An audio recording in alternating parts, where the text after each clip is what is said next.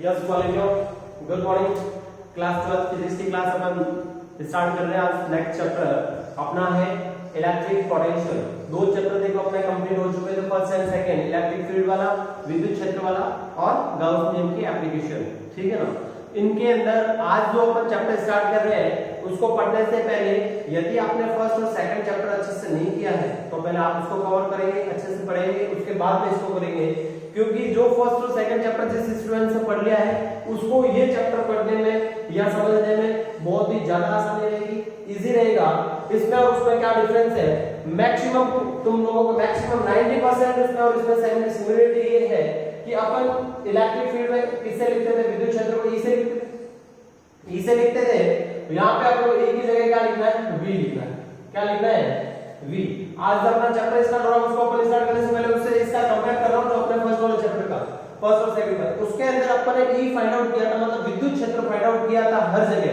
बिंदु आवेश के कारण विद्युत क्षेत्र, विद्युत द्विध्रुव के कारण, विद्युत द्विध्रुव के कारण अक्षीय रेखा पर, निरक्षीय रेखा पर, एक गोले के कारण, अंदर स्थित बिंदु पर, पृष्ठ पर, बार पर, ये सारी की सारी चीजें हैं वो अपन विद्युत विभव भी फाइंड आउट करेंगे।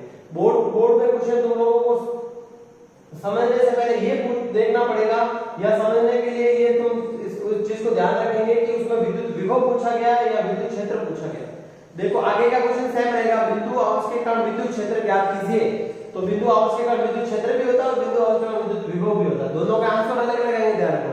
तो समझने की बात है विद्युत क्षेत्र और विद्युत विभव में क्या डिफरेंस है। देखो सारी चीजें तुम रख नहीं सकोगे, इसमें तुम्हें कंपेयर करना पड़ेगा। एक चीज को, एक डेरिवेशन को दूसरे चैप्टर के साथ दूसरे डेरिवेशन का कंपेयर करोगे तो आपको एक पढ़नी पड़ेगी, दूसरी इजीली कंपैरिजन से पता चलेगा उसमें क्या डिफरेंस है।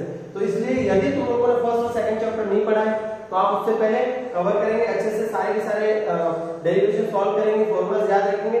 उसके बाद आज का चैप्टर अपना है वो तुम वापस लर्न करेंगे। कोई प्रकार का डाउट है तो तुम्हें वैसे कांटेक्ट नंबर पता ही है। और आज का जो चैप्टर है यदि तुम लोगों को डाउट है तो आप इस नंबर पर व्हाट्सएप कर सकते हैं 8690। ये नंबर का आप डाउट पूछ सकते हैं, स्कूल के नंबर है, आपके सारे डाउट सॉल्व हो गए। ठीक है। तो आज का जो थर्ड चैप्टर है आपके 12th बोर्ड के अकॉर्डिंग, सिलेबस के अकॉर्डिंग जो चैप्टर नंबर है वो आपका फिजिक्स का कौन सा है, थर्ड है, वैद्युत विभव। चैप्टर का नाम क्या है बच्चों, वैद्युत विभव। वैद्युत विभव को अपन क्या बोलते हैं, इलेक्ट्रिक पोटेंशियल। इलेक्ट्रिक पोटेंशियल बहुत ही सिंपल चैप्टर, बहुत ही अच्छा चैप्टर और कुछ ज्यादा नई चीजें नहीं है। ठीक है। तो सबसे पहले देखो इलेक्ट्रिक के बारे में अपन सबसे पहले सुन चुके हैं, पहले से फर्स्ट चैप्टर में इलेक्ट्रिक क्या चीज होती है, इलेक्ट्रिक फील्ड के बारे में, इलेक्ट्रिक चार्ज के बारे में सब कुछ पढ़ा हुआ है। अपने पास जो नया वर्ड आया वो क्या है, पोटेंशियल आया, विभव आया। क्या है बच्चों, विभव। आज की क्लास में अपन बेसिक चीजें ज्यादा रखेंगे, नोट डाउन वाले कम रखेंगे, समझेंगे पहले पूरा चैप्टर की विभव क्या चीज होती है। देखो विभव को समझने से पहले मैं प्रैक्टिकली तुम्हें बता रहा हूँ विभव क्या चीज होती है। उसके बाद अपन जो तुम्हारे डेफिनेशन उस आपसे भी अपन पढ़ेंगे। तो अपन देखो जनरल लाइफ में अपन देखते हैं कि करंट होता है ना, करंट किसमें चलता है, लोहे का कोई टुकड़ा होगा तो उसमें चलेगा, ठीक है, स्टील का कोई टुकड़ा होगा तो उसमें भी चलेगा। कोई भी ऐसा चीज होती है जिसको अपन बोलते हैं चालक, आप अच्छे तरीके से जानते हैं, चालक पदार्थ, कुचालक पदार्थ और अर्धचालक पदार्थ। अर्धचालक अपना अपना एक चैप्टर है वो पढ़ेंगे, उसमें चालक ऐसे पदार्थ जिसके अंदर विद्युत धारा आसानी से प्रवाहित होती है तो वो होते हैं चालक पदार्थ। कुचालक जिसमें नहीं होती है, जैसे कांच ले लो, लकड़ी ले लो, प्लास्टिक ले लो, रबड़ ले लो, ये सारी चीजें क्या होती है, कुचालक होती है। तो अब ये देखो अपन एक जनरली चीज देखते हैं, इसमें समझते हैं कि जैसे मैंने कोई लोहे का टुकड़ा लिया, कोई चालक पदार्थ ले लिया, ये मान लिया, ये ले लिया, ठीक है, ये ले लिया। इस बोर्ड का जैसे फ्रेमिंग एल्यूमिनियम की, एल्यूमिनियम भी चालक पदार्थ होता है। तो ये बताओ अब मैं इस एल्यूमिनियम का हाथ लगा रहा हूं, उसके हाथ लगा रहा हूं, मुझे करंट नहीं लग रहा, करंट नहीं लग रहा, लेकिन इसको मैं बाहर से किसी बैटरी से, ये मान लिया इसको मैं बाहर से किससे जोड़ दूं, एक्सटर्नल सोर्स से जोड़ दूं, एक्सटर्नल मतलब बाहर ही किसी करंट से जोड़ दूं, बाहर ही किसी स्रोत से जोड़ दूं तो इसके अंदर करंट आएगा। अपन को पता है धारा की दिशा कहां से कहां होती है, प्लस से माइनस की ओर होती है, ये अपन अच्छी तरीके से जानते हैं। और जो इलेक्ट्रॉन होता है ना, जो इलेक्ट्रॉन हमेशा किधर से किधर चलते हैं, माइनस से किधर की ओर चलते हैं, प्लस की ओर, प्लस से इलेक्ट्रॉन आकर्षित होते हैं। इलेक्ट्रॉनों का गति होती है वो विद्युत धारा की विपरीत दिशा में होती है, ध्यान रखने बात है। तो अब ये बात अपन देख रहे हैं विद्युत विभव को पढ़ने से पहले अपन प्रैक्टिकली इस विद्युत विभव के बारे में जानते हैं कि क्या काम करता है। तो ये एक चालक का टुकड़ा लिया, इसके अंदर अपन ने पहले हाथ लगा तो करंट नहीं आया था, फिर मैंने लाइट के दोनों तार जोड़ दिए साइड से, फिर इसके हाथ लगा करंट आया। ऐसा क्यों, ऐसा उस तारों में क्या चीज थी, इस बाहर से हमने जोड़ा उसमें से क्या चीज थी कि इसके अंदर करंट आने लगा। तो ये समझो कि जब ये एक्सटर्नल सोर्स प्रेजेंट नहीं होगा, बाहर का सोर्स जब ये अनुपस्थित रहेगा, तो इसके अंदर जो अपन को पता है चालक पदार्थ होता है उसके अंदर बहुत सारे इलेक्ट्रॉन होते हैं, ये हम अच्छी तरह जानते हैं। तो जब बाहरी स्रोत अनुपस्थित होता है ना बच्चों, इसके आगे अपन डीपली अफवाह वेग के बारे में आगे पढ़ेंगे, लेकिन बेसिक चीज को समझाने के लिए बता रहा हूं कि जो इलेक्ट्रॉन होते हैं ना, वो इलेक्ट्रॉन जिगजैग पाथ पर यादृच्छिक गति करते हैं, इधर उधर इर्द गिर्द गति करते हैं। ये ऐसे कोई इधर जा रहा है, कोई इधर जा रहा है, कोई अपनी मर्जी से इधर उधर जा रहा है, तो अपनी मर्जी से सब लोग इधर उधर अस्त व्यस्त गति करेंगे। इसको अपन यादृच्छिक गति बोलते हैं। क्या बोलते हैं? यादृच्छिक गति बोलते हैं। और इस पथ को बोलते हैं जिगजैग पथ। कैसा पथ बोलते हैं बच्चों? जिगजैग पथ बोलते हैं। इस गति को यादृच्छिक गति बोलते हैं। तो इस यादृच्छिक गति के कारण सभी इलेक्ट्रॉनों का औसत वेग और औसत विद्युत धारा जो प्रवाहित होगी उसका मान क्या होगा? 0 हो जाएगा। औसत विस्थापन और औसत वेग इन इलेक्ट्रॉनों का क्या है? 0। जिस कारण से औसत धारा प्रवाहित होगी उसका मान क्या हो जाएगा? 0 हो जाएगा। इसलिए किसी भी चालक पदार्थों के बाहरी स्रोत के अनुपस्थिति में कोई धारा प्रवाहित नहीं होती, कभी अपन को झटका नहीं लगता। तो बाहरी स्रोत जब अपन जोड़ेंगे तो बाहरी स्रोत जोड़ने के कारण इस तारों के अंदर एक ऐसा बल आया और उस बल ने सभी इलेक्ट्रॉनों को क्या किया? संरेखित किया और सारे के सारे इलेक्ट्रॉनों को एक दिशा में गति करवाया। किधर बच्चों करवाया? एक दिशा में गति करवाया, जिनकी वजह से सारे के सारे इलेक्ट्रॉन एक ही दिशा में चले। एक ही दिशा में इलेक्ट्रॉनों के प्रवाह की दर को अपन धारा कहते हैं और इसके अंदर धारा प्रवाह प्रारंभ हो गया। तो बाहर से जो इलेक्ट्रॉनों को गति बताने वाला, इलेक्ट्रॉनों को दिशा बताने वाला, इलेक्ट्रॉनों को जो गति, एक फिक्स गति देने वाला जो बल आया, वो क्या हुआ? विद्युत विभव। सिंपल सी बात, अपने क्लासरूम ले लो, क्लासरूम में सारे स्टूडेंट्स हैं, तुम्हें किसी को भी पता नहीं गेट किधर है, दरवाजा किधर है, सबको किधर चलना है, सब इधर उधर गति कर रहे हो तो एक फ्लो नहीं बनेगा, कभी तुम्हारी लाइन बन के बाहर नहीं जाओगे। जैसे टीचर आया, टीचर ने सबको एक लाइन में करके बाहर भेजा, मतलब टीचर एक समझ लो एक बल आया, एक फोर्स आया, जो जिन्होंने क्या किया, तुम सबको एक लाइन में किया और बाहर निकाला, तो वो टीचर हो गया, वो अपना क्या हो गया? पोटेंशियल हो गया, विद्युत विभव हो गया। बात समझ में आ गई ना? तो ये है विद्युत विभव। तो इस विद्युत विभव है वो आवेश को एक दिशा बताता है। अब इलेक्ट्रिक पोटेंशियल, विद्युत विभव के अपन जो प्रैक्टिकली अपन डेफिनेशन देंगे अपनी, तो वो क्या देंगे उस हिसाब से अपन देखते हैं कि मान लिया ये आवेश के कारण विद्युत क्षेत्र बना हुआ है। विद्युत क्षेत्र किससे बनता है? अच्छे से अपन ने बस चैप्टर पढ़ा है कि एक स्थिर आवेश के आसपास जो क्षेत्र बनेगा उसको अपन क्या बोलेंगे? विद्युत क्षेत्र बोलेंगे। मान लिया ये विद्युत क्षेत्र क्यों आवेश के कारण पड़ा है और ये यहाँ से अनंत दूरी पर एक आवेश Q0 पड़ा था, एकांक धनावेश पड़ा था, एकांक आवेश मतलब छोटा सा आवेश पड़ा था। इस आवेश को मैंने वहां से पकड़ के, मान लिया मेरी इच्छा हो गई, इस विद्युत क्षेत्र इस बिंदु तक लाया, इस बिंदु तक लाया, इस बिंदु तक लाया, जिस भी बिंदु तक लाया, कहीं पे गिराओ, एक बिंदु तक यदि मैं ला रहा हूं तो उस लाने में कितना मुझे कार्य करना पड़ेगा, उस कार्य को अपन क्या बोलते हैं? विद्युत विभव बोलते हैं बच्चों। ये चीज ध्यान रखना। अनंत से किसी एकांक धन परीक्षण आवेश को इस विद्युत क्षेत्र में लाने में किया गया कार्य है वो क्या है? विद्युत विभव है। कार्य को अपन पता है W से लिखते हैं, ये सारी चीजें हैं, ध्यान रखनी है। तो कार्य बराबर क्या हो गया? इस कार्य लाने में कार्य है वो अपन क्या कहेंगे? उसको विद्युत विभव बोलेंगे, परिभाषा भी लिखेंगे। इस विद्युत विभव को लिखेंगे, प्रदर्शित करेंगे, वो किससे करेंगे बच्चों? V से करेंगे। और इसका मात्रक होगा वो क्या होगा? इसका मात्रक होता है वो क्या होता है बच्चों? वोल्ट होता है। क्या होता है? वोल्ट। ये तो अनंत से लाया मैंने, क्या लाया? अनंत से। मान लिया किसी ने कहा सर मेरे पास इस आवेश A बिंदु पर पड़ा था, मैं C से B बिंदु तक लेके गया, तो इसमें जो भाग होगा वो क्या होगा? उसको अपन बोलेंगे विद्युत विभवांतर। क्या बोलेंगे? विद्युत विभवांतर। ये विभवांतर हो जाएगा, विभव का अंतर हो जाएगा। विद्युत क्षेत्र में यदि एक आवेश को अपने एक बिंदु से दूसरे बिंदु तक ले जाएंगे तो उसमें कितना कार्य करना पड़ेगा? उसको बोलेंगे विद्युत विभवांतर। ठीक है। अब विभवांतर और किसको बोलेंगे? जैसे मेरे पास एक चालक तार है, क्या पढ़ा है बच्चों? एक चालक तार के यहाँ पर विद्युत विभव VA है, यहाँ पर विद्युत विभव VB। अलग अलग है विभव, कुछ भी हो सकता है, 10 25 हो सकता है, 10 50 हो सकता है, 25 50 हो सकता है, जो भी हो। मान ले B और VB अलग अलग है, तो इन दोनों तारों, इस तार के दोनों सिरों के मध्य का जो विभव का अंतर है, मान लिया VA - B बड़ा होगा तो VB - VA करेंगे, तो इस जो अंतर होगा उसको अपन क्या बोलेंगे? इसको बोलेंगे विभवांतर। क्या बोलेंगे? विभवांतर। मतलब किसी चालक तार के दोनों सिरों के मध्य उत्पन्न विभव के अंतर को अपन क्या बोलते हैं? विभवांतर बोलते हैं। विभवांतर और विभव कोई अलग चीज नहीं है, दो सिरों के मध्य, दो पॉइंटों के बीच में जो विभव का अंतर है उसको अपन विभवांतर बोलते हैं, वही विभव। ठीक है। इनका मात्रक वही होता है वोल्ट, और ये क्या है? इसको किससे लिखते हैं? V से लिखते हैं। इसका जो फॉर्मूला होता है वो क्या होता है? V बराबर W/Q। अपन किसी एकांक धन परीक्षण आवेश को लाने में किया गया कार्य विद्युत विभव कहलाता है। और ये मैंने क्यों नोट लिखा है, क्यों आवेश है, वो क्या है, एकांक आवेश को छोटा सा आवेश लिया है, उसको अपन लाने में किया कार्य फाइंड आउट कर रहे हैं। अब जब छोटा और ज्यादा करना हो तो अपन इंटीग्रेशन करते हैं, समाकलन करते हैं, ये चीजें तुम अच्छे से जानते हो। तो अभी आज अपनी सबसे फर्स्ट ट्रेनिंग होगी, वो क्या होगी, इलेक्ट्रिक पोटेंशियल, विद्युत विभव। अच्छे से नोट्स में हेडिंग डालेंगे और विद्युत विभव की परिभाषा लिखेंगे। इसमें लिखो विद्युत विभव की परिभाषा लिखेंगे। सबसे पहले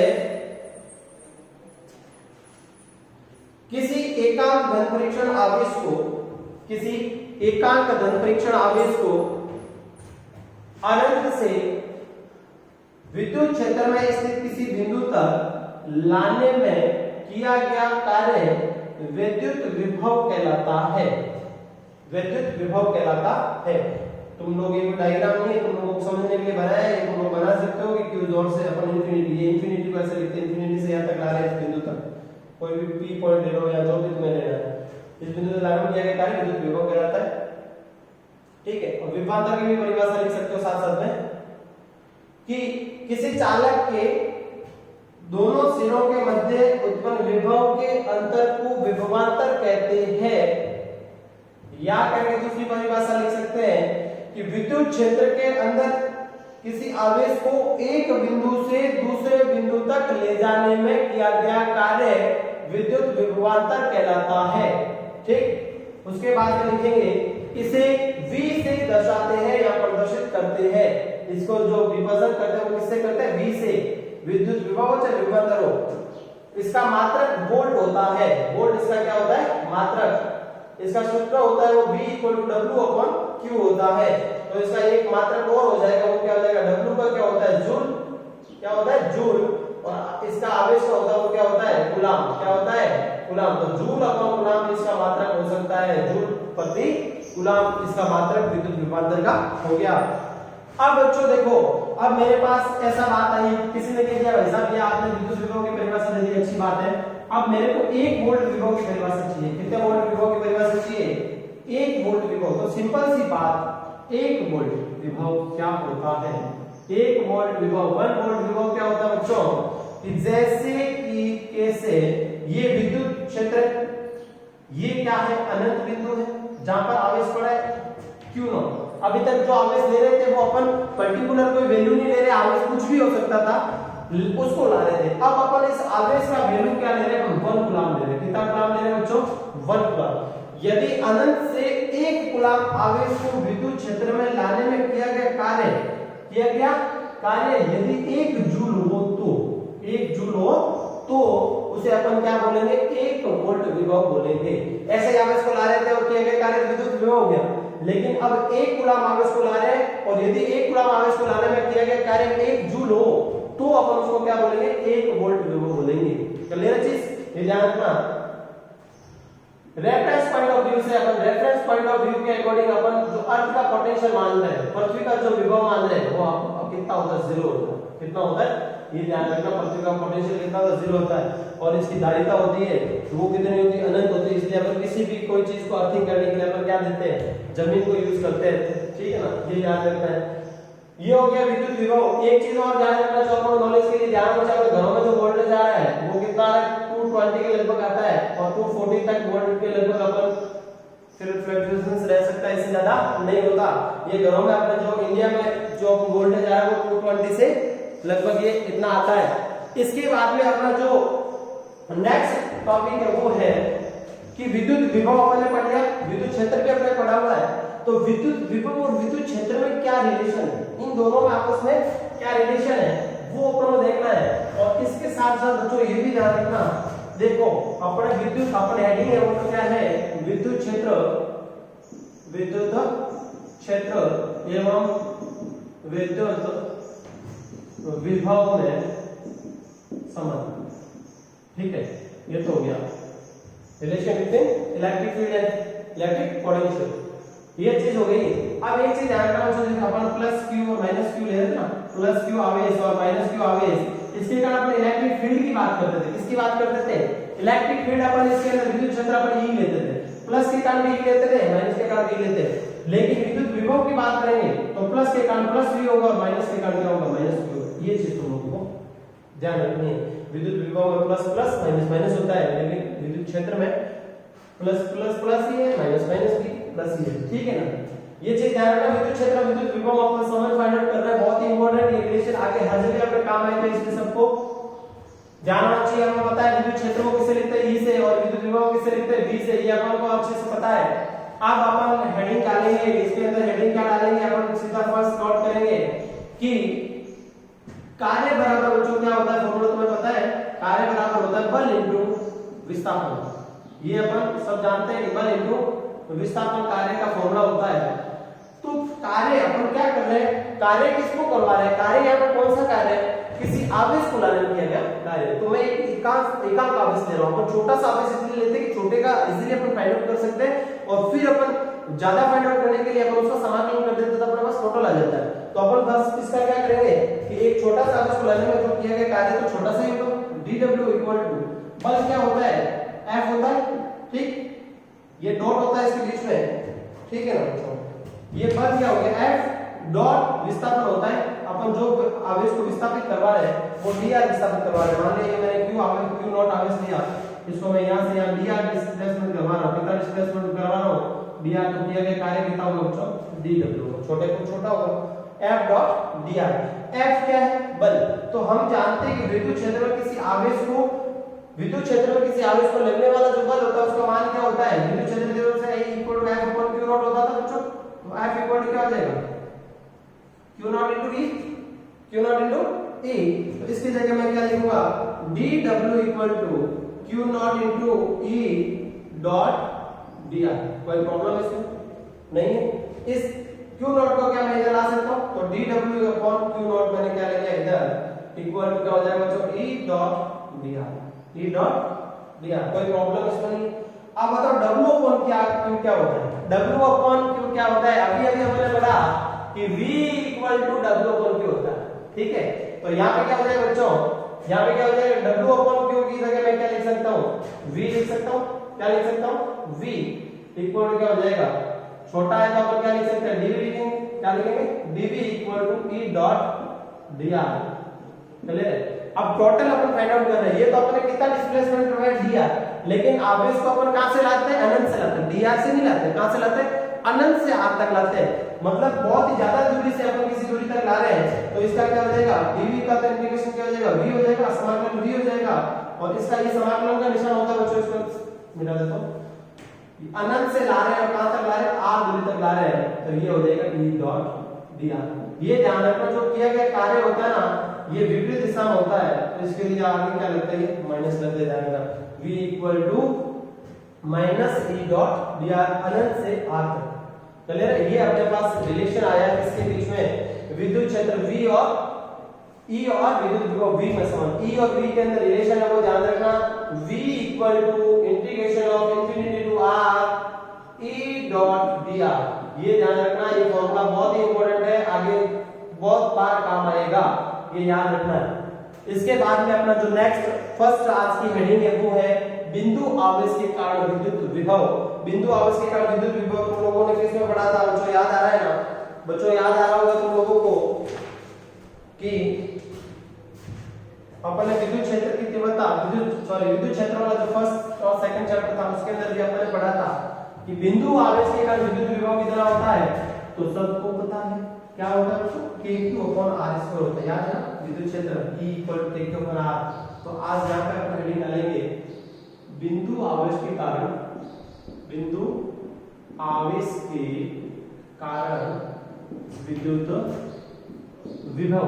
अब बस यहां तक तो सेम था, लेकिन यहां पे क्या आया, विभव, विद्युत क्षेत्र की जगह क्या आ गया, विभव, electric potential due two point charge, electric potential due two point charge. ये पॉइंट चार्ज मान लिया q, यहां से मैंने एक पॉइंट ले लिया p, यहां से यहां तक कितनी दूरी r, यहां पर हमको क्या फाइंड आउट करना था बच्चों, v फाइंड आउट करना था। ऐसे ही हमने विद्युत क्षेत्र में भी किया था। और अपन को पता है विद्युत विभव क्या होता है, यहां से डॉट डॉट मान लिया इंफिनिटी है, यहां से अपन कोई आवेश q0 को अपन लाएंगे ना, उसको किया गया, उस किए गए कार्य को अपन क्या बोलते हैं, विद्युत विभव। क्या अपन डायरेक्ट अनंत से ला सकते हैं, डायरेक्ट रेजल्ट से नहीं ला सकते हैं। तो मैं क्या ले लिया, अल्पांश ले लिया। क्या ले लिया बच्चों, अल्पांश। इसकी लेंथ क्या है, dr है। कितनी, अल्पांश की तो छोटी होती है dl या dr, r है और लेंथ है dl होती है, r ले तो dr हो गया। ये भी एक अल्पांश ले लिया। अपन छोटा सा पहले आगे इसको डिस्प्लेस कराएंगे dr, उसके अंदर कितना कार्य होगा उसका अपन समाकलन कर लेंगे कहां से, अनंत से इस r तक, तो अपने पास टोटल आ जाएगा। कोई दिक्कत इसमें नहीं। तो सबसे पहले मैं क्या कर रहा हूं, इसको अल्प विस्थापित कर रहा हूं कि हम नहीं जानते हैं फिर भी हम जानते हैं, हम नहीं जानते फिर भी हम जानते हैं कि, क्या जानते हैं बच्चों, अभी अभी हम जानने लगे हैं कि v infinity to r e dot dr होता है बच्चों। कोई दिक्कत? तो हमें पता है कि E की वैल्यू क्या होती है, विद्युत क्षेत्र। ये जो विद्युत क्षेत्र है वो बिंदु अवस्था और विद्युत क्षेत्र के हम जानते हैं कि E इक्वल टू क्या होता है, kq अपॉन r स्क्वायर होता है बच्चों। क्या होता है, kq अपॉन r स्क्वायर। यहां से यहां तक डिस्टेंस r जैसा मैंने ले ली। तो अब देखो ये मेरे को बताओ इंफिनिटी टू r, इस E की वैल्यू क्या है, kq अपॉन r तो होगी kq अपॉन r। अब तो r कौन सा लेंगे, ये वाला लेंगे या ये वाला लेंगे, अपन r डैश ये लेंगे। क्यों, क्योंकि अपन पहले अल्फा तक फाइंड आउट करेंगे, उसके बाद में अपन इस पी पॉइंट तक फाइंड आउट करेंगे। पहले अल्फा से करेंगे, उसके बाद इंटीग्रेशन करेंगे, समाकलन करेंगे। तो पहले मैं क्या लूंगा, r डैश का स्क्वायर dr तो dr ही। अब बताओ बच्चों इसका कांस्टेंट कौन है, kq तो कांस्टेंट है, इसका माइनस क्या है, kq तो कांस्टेंट है, बाहर आ जाएगा, इंटीग्रेशन होगा नहीं होगा किसका, r डैश का। तो अब बताओ v equal to minus kq constant बाहर आ गया, इंटीग्रेशन इंफिनिटी टू r किसका 1 अपॉन r डैश की डैश स्क्वायर dr। क्लियर है बच्चों? अब बताओ अब क्या करेंगे, अब ये करेंगे, ये इंटीग्रेशन करेंगे तो ये ध्यान से देखना कि x की पावर जो n होता है इसका इंटीग्रेशन होता है x की power n plus 1 upon n plus 1। तो यहाँ r डैश है 1 अपॉन r डैश का स्क्वायर, इसको मैं ऐसे लिख सकता हूं क्या बच्चों, इसको ऐसे लिख सकता हूं r डैश की पावर -2 ऊपर आएगा -2 हो जाएगा, कोई तकलीफ वाली बात नहीं। तो इसका इंटीग्रेशन क्या हो जाएगा, r डैश की power -2 plus 1 upon -2 plus 1। Clear है, -2 में से 1 गया तो माइनस का 1 बचा और ये भी माइनस का 1 बचा। तो इस -1 की घात को मैं क्या ले आऊं, नीचे ले आऊं, तो इसमें क्या हो जाएगा -1 तो ये आगे माइनस लग गया और ये -1 घात नीचे आ जाएगी, r डैश की घात का 1 प्लस का 1 लिखने की जरूरत अपन को नहीं है। कॉमन सेंस की बात है कि किसी की भी घात यदि, जैसे मैंने ले लिया पापी की घात क्या ले ली 0, इसका मतलब इसकी वैल्यू क्या 1। मैंने ले लिया x की घात 0 मतलब इसका 1। मैंने कुछ भी ले लिया x y z जो भी ले लिया, मैंने कह दिया तुम्हारे पास 10,000 करोड़ पैसे हैं तो इसकी घात 0, तुम्हारे पास कितने रुपए 0, कितना भी ले लो, कितना भी, किसी की भी घात 0 मतलब वैल्यू क्या है 1। लेकिन किसी की घात कुछ भी दे रखी है इसका मतलब घात 0 नहीं है, कितनी 1 होती है घात, इसका मतलब अपन ने बोल लिया है। जो भी ये ध्यान रखना है। अब देखो अपन क्या लेंगे, इसकी वैल्यू पुट कर लेंगे v इक्वल टू माइनस, इसकी वैल्यू क्या आएगी -kq, अपन ने इंटीग्रेशन किया क्या है -1 अपॉन r डैश आया, इंटीग्रेशन का से इंफिनिटी से r, ये क्या है बच्चों dr अब नहीं लिखेंगे क्योंकि इंटीग्रेशन हो चुका है। ये आने के बाद क्या लिखेंगे, upper limit minus lower limit, ये माइनस माइनस क्या हो जाएगा प्लस हो जाएगा। अपर लिमिट क्या है बच्चों, ये r है तो r डैश की जगह क्या लिखेंगे r और माइनस करके ये करेंगे इंफिनिटी। ये फॉर्मूला होता है, ध्यान रखना, upper limit minus lower limit, ये ध्यान रखना। जब ये लिमिट आती है इसके अंदर क्वांटिटी में पहले अपर लिमिट लिखेंगे, माइनस करके क्या लिखेंगे लोअर लिमिट करेंगे। 1 अपॉन इंफिनिटी मतलब 1 बटा अनंत, अनंत मतलब बहुत बड़ी क्वांटिटी है, यदि 1 के अंदर भाग देंगे तो क्या आएगा, तो 0 आएगा। तो ये तो क्वांटिटी 0 हो गई, बची क्या kq अपॉन r, क्या बची बच्चों kq अपॉन r। मतलब ये हुआ, मतलब क्या हुआ, अपन ने विद्युत क्षेत्र की तीव्रता पढ़ी थी, वहां पे क्या आया था E equal to kq upon r square आया था और यहाँ पे v equal to kq upon r आया है। यहाँ पे अपन ग्राफ देखेंगे r और v के अंदर, तो क्या आया व्युत्क्रमानुपाती है, तो ग्राफ कैसा आएगा, शून्य आएगा। कैसा आएगा बच्चों, शून्य ग्राफ आएगा। तो ये आपको कहानी पता चली कि विद्युत क्षेत्र दूरी के साथ विद्युत विभव किस टाइप से निर्भर करता है और विद्युत क्षेत्र किस टाइप से निर्भर करता था।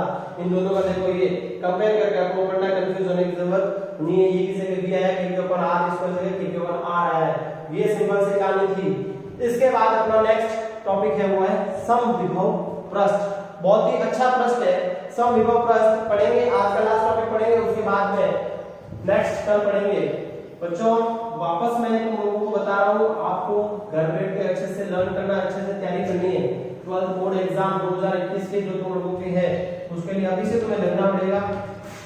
अच्छे से तुम लोगों को फायदा मिल रहा है इसका, घर बैठे तुम पढ़ाई कर रहे हो, इससे बड़ी अच्छी बात है और कुछ हो नहीं सकती। ठीक है, कोई भी तुम लोगों को डाउट है, विद्यालय परिवार आपके साथ खड़ा है, कभी भी आप डाउट पूछो, आपको सॉल्यूशन मिलेगा।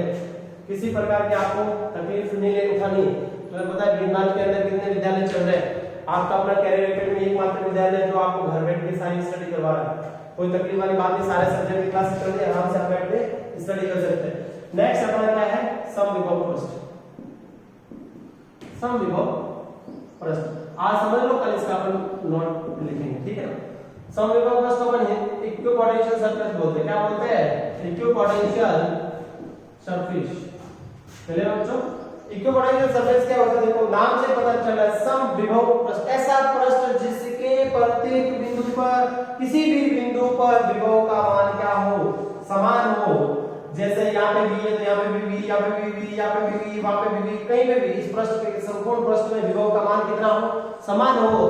तो इस प्रश्न को अपन क्या बोलेंगे, समविभव प्रश्न बोलेंगे। मान लिया यहाँ पे विभव 25 वोल्ट है, तो इसके हर प्रश्न पे कितना वोल्ट होगा, 25 वोल्ट ही होगा, ये ध्यान रखो। इसको अपन क्या बोलेंगे, समविभव प्रश्न बोलेंगे। इसके और क्या खासियत है कि दो समविभव प्रश्न आपस में एक दूसरे को नहीं काटेंगे। मान लिया एक प्रश्न ये था और एक ही समविभव प्रश्न आ गया जिसके प्रत्येक बिंदु पर 50 वोल्ट है। कितना वोल्ट है बच्चों, 50 वोल्ट है, और यहाँ पे कितना वोल्ट था, 25 वोल्ट। मान लिया ये इंटरसेक्ट कर गए, इंटरसेक्ट मतलब ये ऐसे कट गए मतलब कितना पोर्शन ये कटा, करते नहीं, मान लिया कट गए तो क्या होगा। अब बताओ ये वोल्ट, ये जो प्रश्न है ये तो वोल्टेज इसमें कितना रखना चाहिए, 25 वोल्ट, वो कितना रखना चाहिए, 50 वोल्ट। क्या पॉसिबल, कभी पॉसिबल हो ही नहीं सकता। तो इसलिए ये क्या है कि दो समविभव प्रश्न आपस में नहीं काटते। एक बात समझ आ गई। दूसरी बात क्या समझ आएगी कि विभव है ही नहीं। तुम लोगों ने 10वीं क्लास पढ़ी होगी, 10वीं क्लास में ओम जी का नियम पढ़ा होगा। ओम जी के नियम में पढ़ा था कि विभवांतर जितना ज्यादा होगा धारा उतनी ज्यादा प्रवाहित होगी, और जब विभवांतर नहीं होगा, दोनों तारों के बीच में विभवांतर नहीं होगा, तब धारा का प्रवाह क्या हो जाता है, तो रुक जाता है। जैसे अपन पानी की टंकी ले लेते हैं दो और बीच में नल लगा देते हैं, दोनों का यदि लेवल समान है तो उसमें से ना इसमें जाएगा पानी, ना इसमें जाएगा, उसका प्रवाह रुक जाता है। उसी टाइप से समविभव प्रश्न में यदि किसी आवेश को एक बिंदु से दूसरे बिंदु तक ले जाते हैं तो उसमें किया गया कार्य क्या होता है बच्चों, जीरो होता है। ये ध्यान रखना। विद्युत समविभव प्रश्न में किसी आवेश को एक बिंदु से दूसरे बिंदु तक ले जाने में किया गया कार्य शून्य होता है। दो बिंदुओं के मध्य विद्युत विभवांतर भी क्या होता है, जीरो होता है। दो बिंदुओं के बीच में विद्युत विभवांतर कितना होता है, शून्य होता है। डेफिनेशन लिखेंगे समविभव प्रश्न की, अब समझ लिया है तो उसके बाद अपन नेक्स्ट कर पढ़ेंगे। समविभव प्रश्न में लिखो, किसी विद्युत क्षेत्र में वह प्रश्न जिसके प्रत्येक बिंदु पर विद्युत विभव का मान समान हो, समविभव प्रश्न कहलाता है। प्रत्येक बिंदु पर विद्युत विभव का मान समान हो, समविभव प्रश्न कहलाता है। इसके लिए कुछ पॉइंट लिखेंगे। सब ये पॉइंट एक तुम लोग बना सकते हो, उसके बाद में मैं पॉइंट करो। फर्स्ट तुम लिखोगे, समविभव प्रश्न विद्युत क्षेत्र की दिशा तल के लंबवत होती है। समविभव प्रश्न पर विद्युत क्षेत्र की दिशा तल के लंबवत होती है। उसके बाद में समविभव प्रश्न में किन्हीं दो बिंदुओं के मध्य विभवांतर शून्य होता है। दो बिंदुओं के मध्य विभवांतर शून्य होता है। समविभव प्रश्न में किसी आवेश को एक बिंदु से दूसरे बिंदु तक ले जाने में किया गया कार्य शून्य होता है। दो समविभव प्रश्न कभी एक दूसरे को नहीं काटेंगे। यदि काटेंगे तो कटान वाले क्षेत्र में इसके दो मान होंगे जो कि असंभव है। उसके बाद में दो तुम लोगों को इंपॉर्टेंट बात ये भी ध्यान रखनी है कि जैसे समविभव प्रश्न अपन ने बिंदु आवेश के कारण, अपन किसके कारण पूछो, बिंदु आवेश के कारण समविभव प्रश्न भी पूछ ले जाएगा। बिंदु आवेश के कारण समविभव प्रश्न बनाइए तो ऐसा बनता है। कैसा बनता है बच्चों, ऐसा ये याद रखना तुम एक समान बनेगा, इसमें घबराने की डरने की कोई बात नहीं है, ठीक है। और किसी प्रश्न के कारण आपको पूछा जाए तो प्रश्न के कारण ऐसा बनता है। ये मान लिया प्रश्न ले लिया, इसके कारण समविभव प्रश्न कैसा बनेगा, ऐसा बनेगा, ऐसा बनेगा, जिसमें किसी को कोई तकलीफ नहीं होनी चाहिए। आज की कहानी अपन ये समाप्त करते हैं। टॉपिक आज के जो पढ़ा है वापस एक बार रिवाइज करा रहा हूं। विद्युत विभव पढ़ा, किसी आवेश को अनंत से लाने विद्युत क्षेत्र में लाने किया गया कार्य विद्युत विभव कहलाएगा। दो बिंदुओं के मध्य विद्युत विभव का अंतर है, विभवांतर कहलाएगा। उसके बाद में अपन ने विद्युत विभव और विद्युत क्षेत्र के अंदर रिलेशन फाइंड आउट किया था, जिसकी value v = integration of E dot dr आया था, जिसकी वैल्यू क्या होती है, माइनस होती है, क्योंकि विपरीत दिशा में ये कार्य करना पड़ रहा होता है। उसके बाद में अपन बिंदु और उसके कारण विद्युत विभव पढ़ा। बिंदु और उसके कारण विद्युत विभव की वैल्यू कितनी आई, V = KQ/R आया, जो दूरी के विद्युत क्रमानुपाती होता है, जिसका ग्राफ आपने पढ़ा परवलय का आया था, शू ग्राफ आया था। उसके बाद में अपन ने समविभव पृष्ठ पढ़ा है कि समविभव पृष्ठ क्या होता है, ऐसा पृष्ठ जिसके प्रत्येक बिंदु पर विभव का मान समान हो, समविभव पृष्ठ कहलाता है।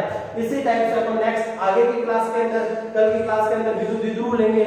विद्युत द्विध्रुव क्या होता है वो अपन पहले वाले चैप्टर में जानते हैं।